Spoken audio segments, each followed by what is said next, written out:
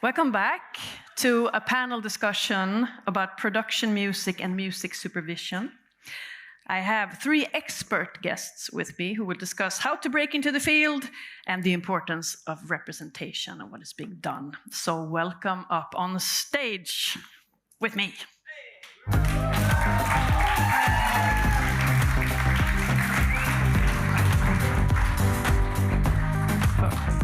Thank you. Okay, let me introduce you.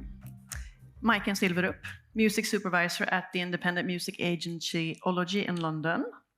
And also from Ology, but in Stockholm, we have Masa Khoshnod, project manager. And last but not least, on the very end, we have Kelly Grevler, production music supervisor at Universal Production Music in South Africa. Hi. And you've also launched the Sidewalk Sessions, teaching people guitar, which you'll talk more about later. I would also, like in the panel I did before, throw out a little icebreaker question, and that is, which is your favorite movie soundtrack? Who wants to take the bait? Looking at you, Kelly. Okay, it's me. Mine's a bit of a weird one, surprising maybe. So the best soundtrack for a movie, in my opinion, is the soundtrack for the movie Coyote Ugly, because it's just the cutest story about a little girl that loves writing pop songs.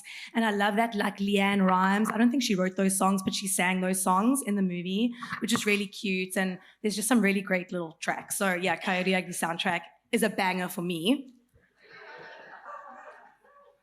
Mine is more serious. It was like one of the 90s more iconic movies. Although Coyote Ugly was iconic in its own little way. Thanks, girl. And it's The Bodyguard with Whitney Houston. Oh, yeah. Romantic. Yeah, very romantic. And it's a banger. Cheesy almost? Sorry. Cheesy almost? No. Iconic is the word. Iconic. Yeah. Untouchable. Yeah. Okay, I also have an untouchable film, which is Shrek 2. It's literally the best soundtrack. It has all of it. It has David Bowie. It has Tom Waits. It has Smash Mouth. Rest in peace for the guy that passed away recently. But yeah, it's just so good. I mean, it lasts generations, right? Yeah. I mean, it's not even a generation old, but it will last generations. Maybe I need to see Shrek 2 now. Yes. I can't believe you haven't seen it. No, of course I haven't seen it. Are you crazy? Okay, you work with production music and syncing and putting together talent with clients. So let's cut right down to the chase of why we're here in this project. Why is it important to have more female writers and producers in the industry? I mean, let's get it out there. I mean, there are so many reasons why it's important, and it's almost like I find it almost usually a silly question because it's such a given for me that of course this is, sorry, but like a fucked system and we need to solve it somehow, that it feels hard to even start with it. Like, I think the biggest problem is that people who are in hiring positions will hire people that are like themselves. So if it is a white man, he will hire another white man, which kind of needs to stop. And I think for that to stop, we need to put in some women, and especially women of color, there to make sure they can kind of try to balance it out, which is probably going to take years, unfortunately, right? Well, probably. Yeah. Yeah, and on that topic of diversity, it's not just about gender inclusion, it's about all sorts of diversity. I feel like the industry is looking at a challenge that has been going on for decades now, where we only tell one kind of story and we only hear one kind of voice. And Amen. like, that's what we need to work on. And I don't feel like the work is maybe something that we should be doing. It should be the people with the privilege and the power who should be doing the work. And the money. And the money. Like, it's also a financial issue. And yeah, like the wage gap. Come on. So, you got it. Such a big question. And this kind of tension runs really deep in South Africa. So I will be giving a lot of South African examples. It's all I know. It's where I was born and raised, and I work vigorously in the music industry in South Africa. So agree with my two friends that it's going to take 100 years to fix the gap. But in South Africa, we do see a lot more equality.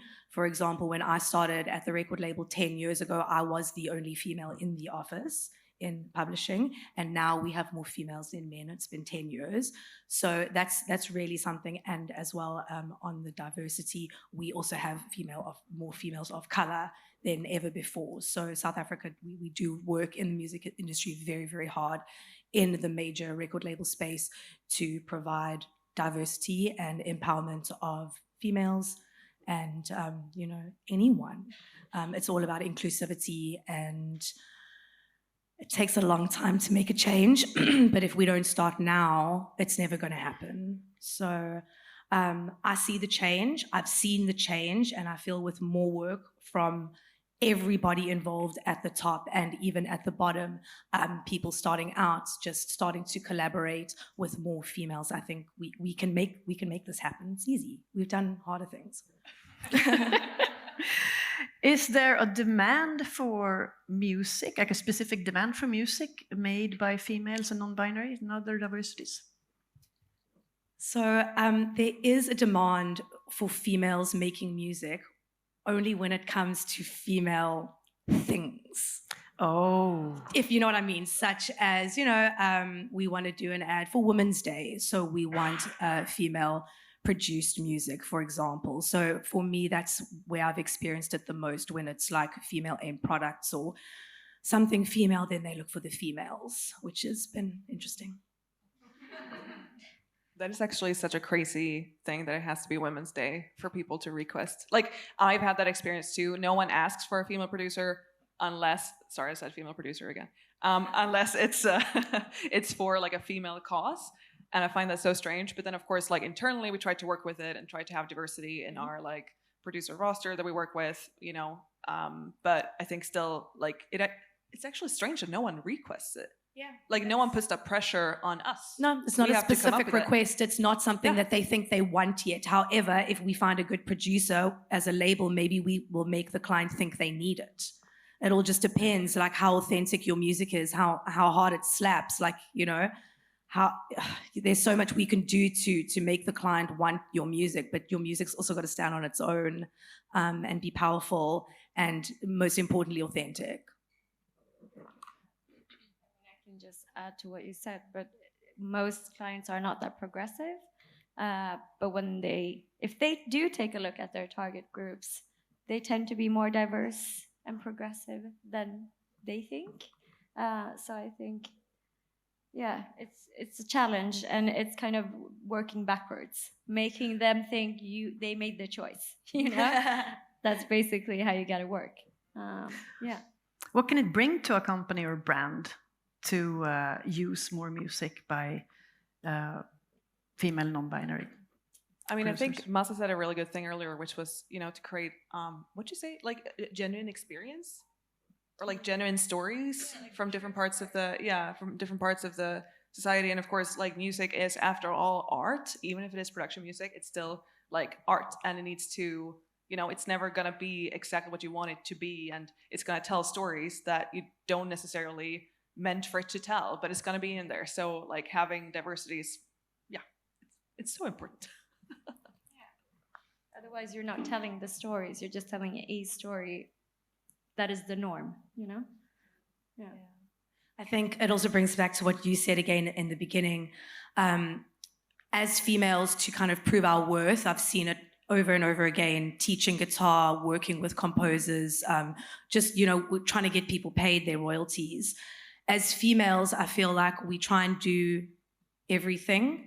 For example, you'll start a band as a female, but then you'll also manage the band. You'll also be the booking agent and the financial manager, and make sure the boys don't get drunk before the show or after. Make sure everybody gets home safe. I mean, you know how it goes. So I think females bring this, I don't know what word to use. It's just a little bit extra. We we'll be like jack of all trades, and we'll bring a lot more to the table sometimes than like just a male producer. You might have a female producer that also has some knowledge of like managing a band or, you know, managing people and some admin experience, which is so important. You know, you got to get your admin in check if you want to earn any royalties. You know, and I find like some of the female musicians are a little bit better at the admin. So that's what I think more females in the industry will bring, a little bit of like extra organization maybe. You know, musicians are going to be hella unorganized. We're dealing with creatives. It's okay. That's why you have publishers. But I do find a lot of our female commercial composers and some of our production music clients are of the female gender are just a little bit more organized on the admin side, which is great. Yeah. Can I just say quickly that a really funny thing hit me when you said that if you, as a woman, keep doing what is actually written in your job description, that is really well done, that you haven't taken on anything else. Because, yeah. We tend to just go, I can take it. It's fine. I'll do it. I'll do it. Yeah. No one else can do it, so it must be me. Yeah. I mean, this is like a foundational problem. It really is. I mean, it is Definitely. is it down to biology? Is it down to the basic environment in which our culture rears us? What do we do about this? It's so hard. And Yeah. most of us are like this in all aspects of Yeah. life. Like it's in relationships, it's in the way we interact with friends, it's how we interact with our parents or, you know, whatever. And yeah, it's so weird. And then also we're made to believe that it's our own pride or something like that, you know, but what is pride? Does it matter? Are we just a product of, you know, the stuff that we create? Like, okay, I'm not gonna go full on. Yeah, it's Tuesday afternoon, I'm so sorry. Something that I learned in my college days of being in a metal band for a couple of years that, you know, we got paid, we did okay. You know, made a CD. CDs don't even exist anymore, but I have like an actual CD. This wasn't even that long ago, okay? So what I learned is to stop enabling. I was a big enabler and I would be like, you said, I'll just do it. I'll do everything. And I got stressed out and burned out and started like hating it. And as soon as I took a step back and I was like, okay, here's some roles. You can be in charge of the merch, you can be in charge of this. And I stepped back a little bit and just like relinquished some control. Things started running a little bit smoother. So we also have to take accountability on how much we're taking on and enabling people to just like have a free ride. I think that was quite a heavy lesson that I learned, that like, oh my gosh, these boys aren't lazy. I'm just enabling this behavior. Like it might be me, guys. So just from a band scene and then, you know, just in the deeper, in the bigger music industry as well, to not just take on everything. You know, you don't have to do it all and you don't have to do it all well, but it is so important. My biggest thing is to take the risk. If you are a little bit scared to do something, it is really important to take a little bit of a risk. By doing that, then you can kind of, as a producer or an artist or a writer, just become your authentic self. You're not going to become your authentic self writing or producing if you're not taking little baby risks, small risks. Yeah. I think we talk, as I said before, much about enabling and what we are doing wrong, but like we need help also. We are not the source of the problem. Absolutely. And that's why I feel like someone else should be doing the work. You know, we have presented the problem, we are presenting solutions, but we need people to work with us to solve this. We have to have like a trajectory that is the same. And I feel the best way to achieve that is collaboration. That's the thing. Totally. Just so much female collaboration is important. And I've also seen female collaboration bring up some interesting discussions about having a safe all-female, you know, let's say writing camp, and you know, the females had a really great way to express themselves and a safe space to work for a couple of days. Afterwards, then saying, you know what, why can't we all just be at like a normal writing camp? Like, why does it have to be all female? And it's a really good point. You know, they want to run at the same level as every other producer, and it goes back to what the other panelists were saying. Female producer, it needs to be producer. We don't need a female writing camp, we just need a writing camp. And that was great feedback that we got. The all-female camp was a huge success. We have got amazing tracks that have been written and produced by females. But yeah, we believe that they can run at exactly the same pace as all of our other talent that we have signed. Yeah. You've established that change needs to come from those in power, those with money. So the companies that you work for example, how do they work actively for bringing this forward and trying to solve this problem? I think in general, we work at a company that is not only the two of us. I know, right? But it's more of us. But it's I think actually majority women.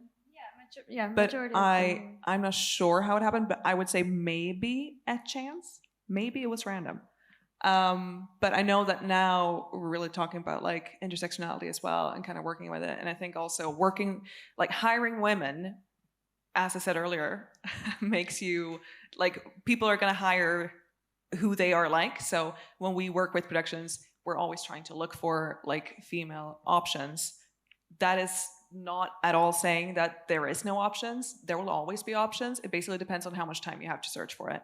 And if it's a short deadline, you're going to go with what is going to produce great results so you have experience of. When you have more time, you can take more risks with it and search out new producers, which is super important in our position of power, because we also have not the big money, but we have still the power to change a little bit.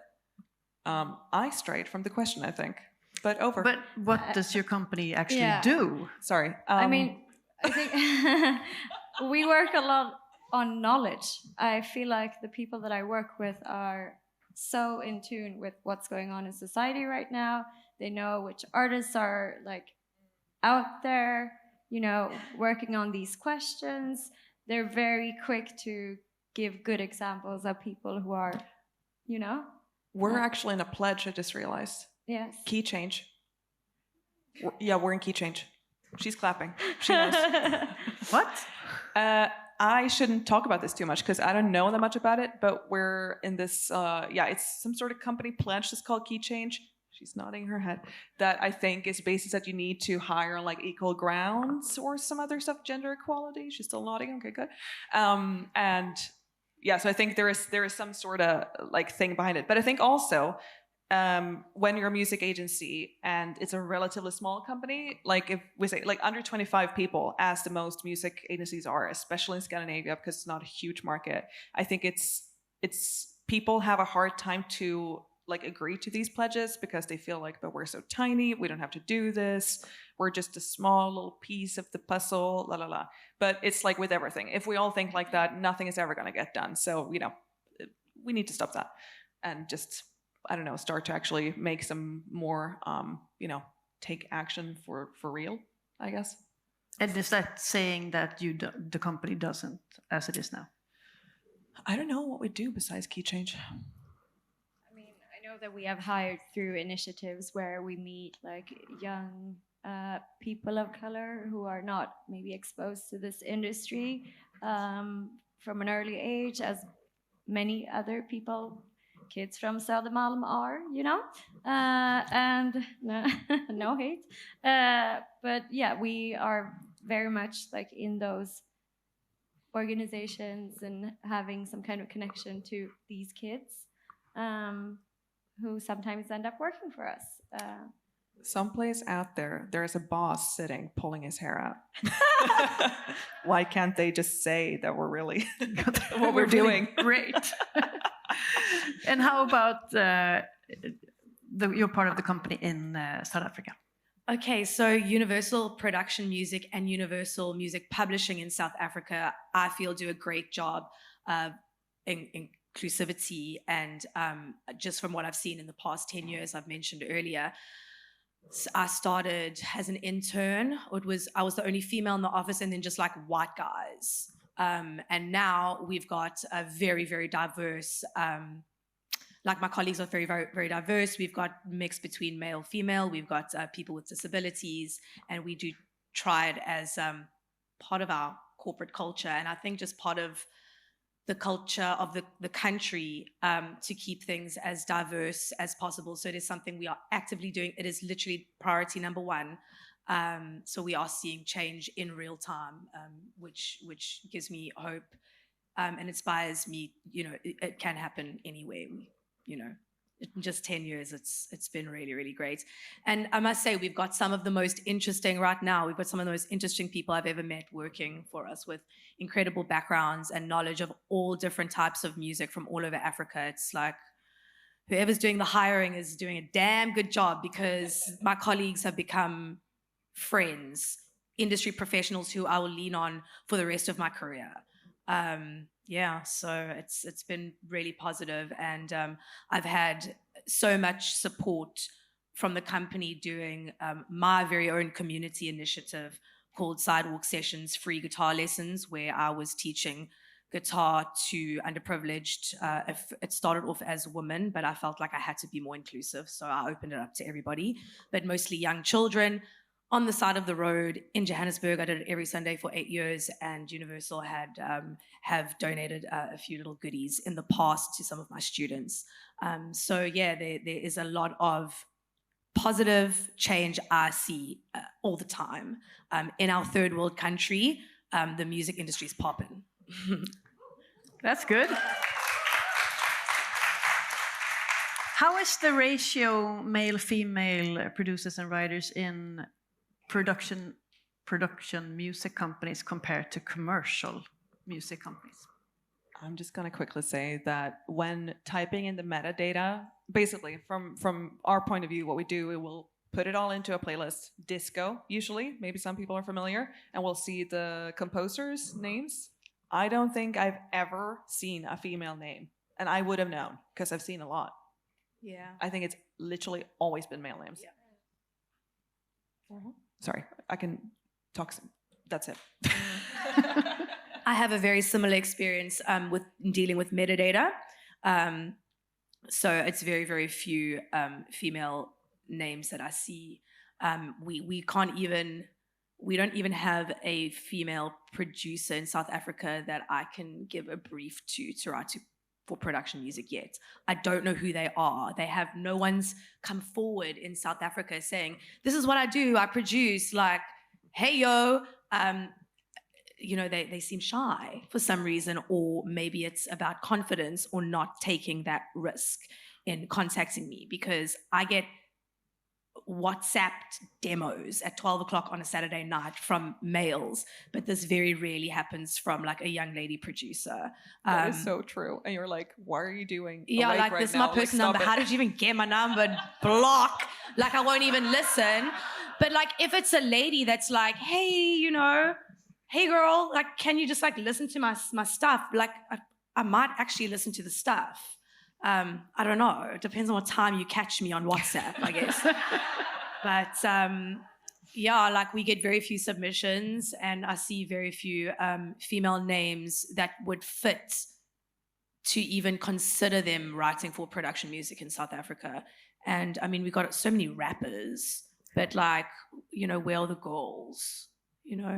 I don't know if it's the same issues in your country, but we see it a lot in South Africa. Yeah, I don't know. I can only compare it to like I used to run a record label called Studio Barnhus, and it's one of Sweden's most prominent dance labels. And I would have the same issues with demos, and this is like commercial music, but like commercial music on an indie label. What do you mean commercial? I know, but like, but I would have the same issue. I would get hundreds of emails from guys who would be like, yo, this is my demo. Nothing, no description, no nothing. And I would be like, delete. And like every now and then it would happen. I think it happened 6 times during 3 years that I got a demo from what I understood was a female. Yeah. So it's hard with representation. Yeah. I have to say that recently I started getting reach outs on LinkedIn from women or non-binary people who wanted to start out in music industry, asking me if I have any recommendations or tips or whatever. And I have to say that I think not to be like, I'm so good, but I think it's all of our like responsibilities to take those meetings. It's gonna cost you like half an hour of your Friday morning, whatever. You have to do it. It's your responsibility as a non-male person in the industry. You just need to, do it. I also just think a lot of female producers, it came up in the first panel. What I can say is a lot of female producers, female musicians, they don't have like hype men. Do you know what I mean? Like they don't have that bro in the corner being like, best song ever. Oh my God, we're going to be famous. I'm going to be your manager. Like girls don't do that for each other yet. And I don't know why. Because girls are taught to be competitive in a different way. Yeah. And men have always learned how to build each other up as a group.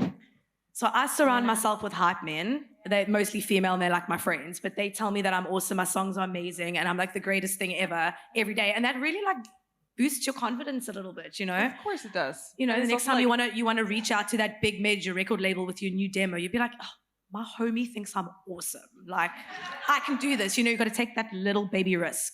You know, like the boys might. They won't overthink. They'll just, hey girl, here's my demo.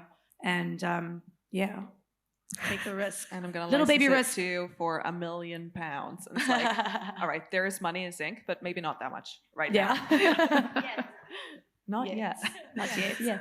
What do you think would happen with the music industry and popular music or music generally if we had a 50-50 representation?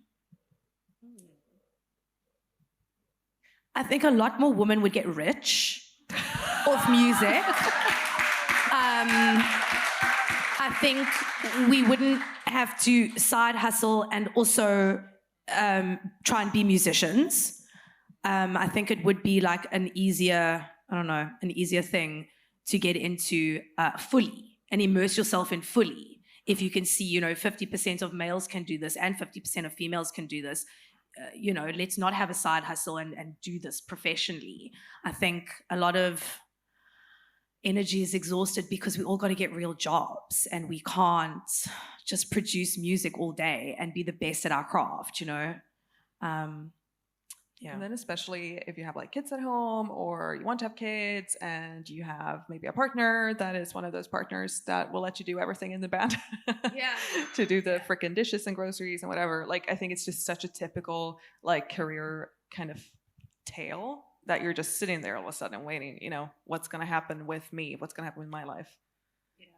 And you're just like, again, going back, just not losing your authenticity is so, so important. I'm going to keep coming back to that. You just got to be your most authentic musical self and someone's going to notice you. And if they don't notice you, you can literally make them notice you. Like, you can do it, literally. It's not that hard. But also, maybe if there was 50-50 representation, maybe the industry would just be a softer, nicer place. Where we Are you wouldn't have saying to- that it isn't? It's not. No, it's not a soft, nice place. It's actually quite like a mean place at times, and you kind of have to like mentally elbow people to get places, which is not nice, and no one really likes doing that. And I think especially like maybe not as much in production music per se, but definitely in like negotiations. I mean, it's in the word, but I think the amount of times that you just have to literally like be so ruthless because you know they're never going to listen to you if you're transparent or whatever. But every time I worked with a counterparty that's been, you know, female or roughly my age or whatever, they've been way more understanding of where I'm coming from. And if I say, hey, I have this project here, we have this budget, I'm so sorry, there's not more space, this is literally what I have, they're going to accept that. They're not going to push for more. Whilst if I do that with someone else, they're going to be like, me. It's like, please stop it. Now I'm going to have to be mean. And we don't like that. Were you going to say something? Yeah, we were talking about this earlier about like the way you grew in your career. You had to like become like the guys and you had to be aggressive. And I think that is something that would like, yeah, like Maiken said, it would become a much more balanced working environment and industry in whole. Maybe we'll stop dressing completely in black. Maybe. No, never. The music industry sucked the color out of us. Oh my God. We're too young. We're supervisors, okay? Yeah, we had to laugh earlier. We were sitting with the other panel and I noticed that all the music supervisors were in black and then all the songwriters were dressed in like these beautiful greens and blues and like happy colors. I was like, oh my God, girls. Hassle too much. Yeah, I feel like almost it's unfair to question you on how to solve all of this, but it's also interesting to talk about the obstacles and the challenges, because then you start to think about it and you get reminded of it and reminded of the structures, and then you see them, and then you can, work against them in the everyday life. What do you feel about affirmative action? We talked about in the earlier panel, you talked about it a little bit. Is that still a way to go, or does that just increase the feeling of being not good enough for women and non-binary? I think since we have a structural problem, that's why we're sitting here in 2023 talking about gender still. I think that could be a way of signaling, but you can do affirmative action and still base it on merit as well. It doesn't have to be one or the other, and I think that's the way to go. Yeah, in South Africa, we've got, affirmative action. It's rife, it's happening in real time. And I see that parts of it, when it is based on merit, it does work, and it does diversify your workplace, your culture, your writing rooms, just all the collaborations. So I think, tread lightly when implementing any sort of quota or affirmative action. And yeah, I think it does need to be based on merit, and, other things need to be considered to become a more diverse space. So parts of it, I believe, do work, and maybe other parts can be re-looked at. Yeah. But I think also that's such a funny, that is usually the kind of argument, against it, is that, no, we're just going to hire someone that doesn't know what they're doing. It's like, but why in the world would I hire someone that doesn't know what they're doing? Yeah. What? They need to be qualified still. We can just choose different parameters? Yeah. Mm-hmm. Of who we're going to pick, to make sure that we're inclusive. Yeah, no one would hire someone who doesn't have a background in music.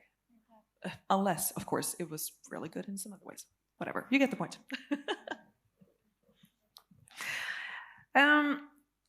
We talked a bit about earlier, also in the panel before, we talked about the experience that the females and non-binaries have of not being trusted or listened to, and the importance of standing your ground and learning to stand your ground by toughening up or whatever you need to do. The lack of confidence and risk-taking in women. Tell us about your experiences. Have you seen examples of this while in your profession?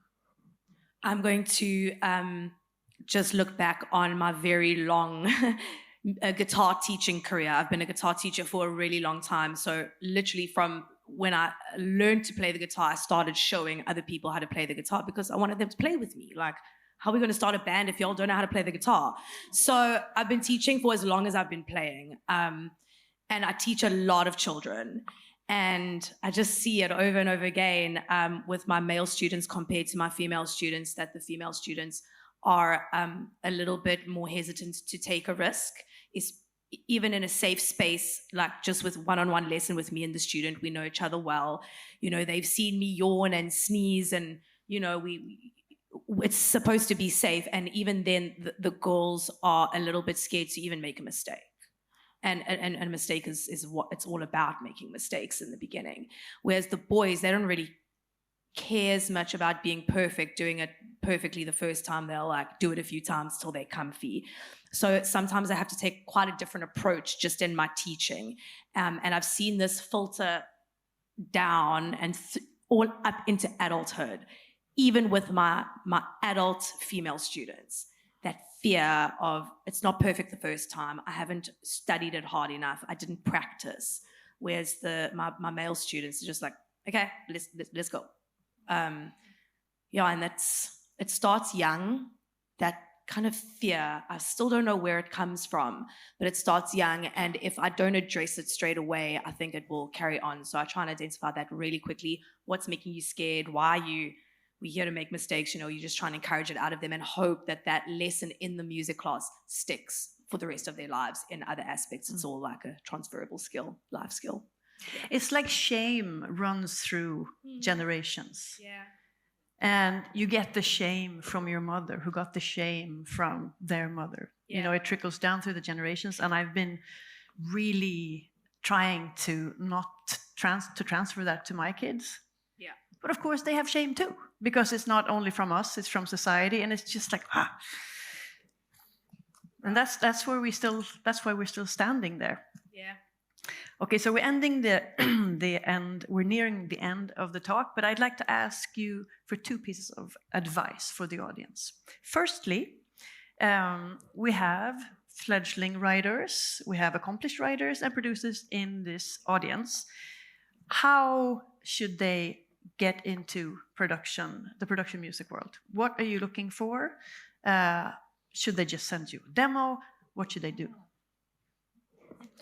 Send Someone's demos. going to. Send demos. Literally send demos. We won't delete them. Yeah, we if won't they come delete from you them. guys. We will listen at any hour. Yeah, any day. Yeah.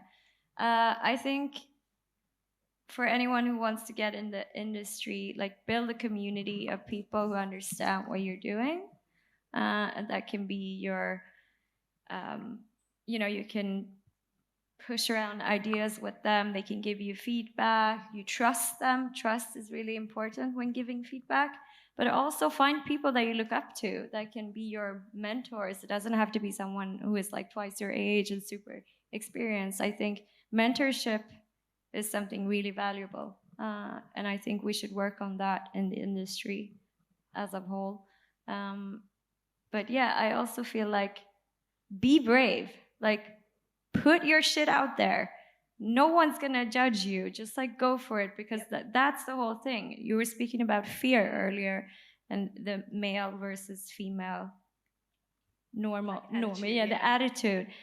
It's just like be brave, but also create a safe space for you to be brave in. I think, I'll just elaborate on that. Like, find your hype man. Like, just find your, the people that are going to hype you up and just make you feel great. And then take those little risks. Put yourself out there. No more fear. We're done with that. It's old now. And send the demos. To get into production music in South Africa, it's a little bit more tricky. But for us, for production music, we don't want just like random songs that are like lying on your hard drive. It's not good enough for, the biggest library in the world. We want perfectly, cleverly curated music with a theme, with an idea, with sound, and not just one random song. We expect an album. And But now I'm scared. We want perfectly produced music with a theme. Yeah, if you're looking at getting into production music, these are some of the things you can expect. Unfortunately, if you want to do commercial music, go and do your own thing. Like, live your dream. It might work. But if you're thinking about getting into the production music space, like the girls on the first panel, it is really enjoyable to write to brief. It's really, really cool. It gives you like some much needed structure in this, like, how do I feel? Like, let me write what I feel. So if I've said it before to some of my South African like published clients, that if you're going to be too precious about your songs, production music might not be the right space for you. There's going to be other great spaces, but if you can't write a brief and you can't take criticism, like it might just not be the right fit. So don't be too precious, but take the risk, Yeah. Shall I? Yes, please do. Thank you. Now, I have some friends that have been in the production music world, and I think production music has been really helpful for them because that has given them some sort of financial safety net, basically, for those months to create more on their like other private projects. I think having that like financial safety, especially if you live in a bigger city, like I live in London, it's obviously really like weird market there, and yeah, being able to have safety is so important. But then also, in another sense, I'm also like, we've all done weird shit. Like, everyone has messed up at least once or twice, and we've done things that we thought were, irreparable. And that's all experiences that we can use in getting along. And I think also a part of feminism is, to accept each other's, like, negative space in a way. And like, yeah, we're not always going to be perfect and nice, and that is what is expected of us, and fuck that, kind of. Yeah. Yes. And the last piece of advice is, because there are people in this room that have power and that have money. We can't solve the great, issue of this, but what is the advice that you want to send to them to do in their day-to-day? Give it to us. now? I would say more collaboration, just so much more collaboration, putting people in rooms with people they never thought they would be in, just giving everybody a chance. If they've got the power and money to do that, I think that they should do that and collaborate with people from all over the country, all over the world. It's the only way we're going to grow, I think, maybe.